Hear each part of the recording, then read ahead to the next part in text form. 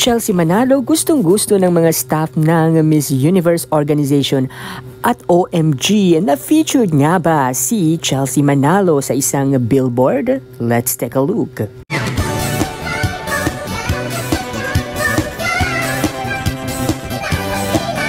Mag-subscribe ka na! Hello Universe, hello Philippines! Welcome to my YouTube channel. Update muna tayo sa mundo ng Universe. Pambato ng Pilipinas na si Chelsea Manalo, talagang gustong-gusto ng mga team at staff ng Miss Universe Organization ang kanyang personality at ang kanyang attitude. Tuwang-tuwang isang staff na ito ng Miss Universe Organization na hawak ang sash ng Philippines at tuwang-tuwa nang mabigay niya ito kay Chelsea Manalo. Maging ang mga makeup artist at mga sponsor ng Miss Universe Organization ay napipili din nga ang pambato ng Pilipinas na si Chelsea Manalo. Talagang enjoy na enjoy si Chelsea Manalo sa kanyang journey sa Miss Universe 2024 na ginaganap ngayon sa Viva Mexico. At aliw naman ang mga netizens sa edited na picture umano ni Chelsea Manalo na na-featured umano sa isang sikat na billboard sa isang city sa Viva Mexico.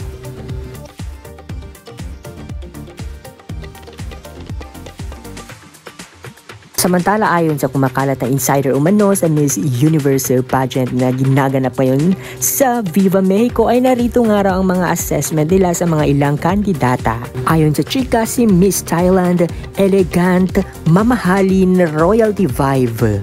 Si Miss Vietnam, quietly elegant, may laban daw sa top 30, very oriental. Si Miss Peru, chill but aware that she is strong.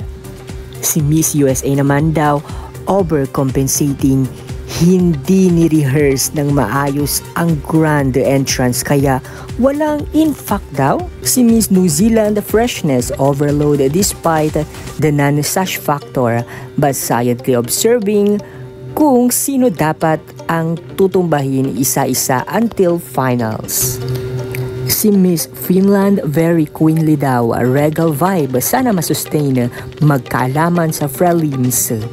Si Miss Puerto Rico naman, very Dayanara ang atake, despite the strong sash, hindi eksenadora. Si Miss Philippines naman ay tinig, every second minute that goes by, palakas ng palakas. She knows when to peak.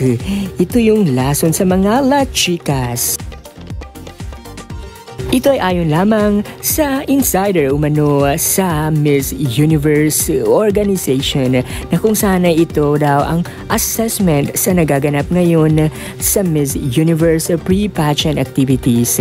Kaya naman, ano ang masasabi mo dito, pageant lover? I-comment mo na yan at huwag mong kalimutang mag-subscribe, pindutin ang bell icon for more updates.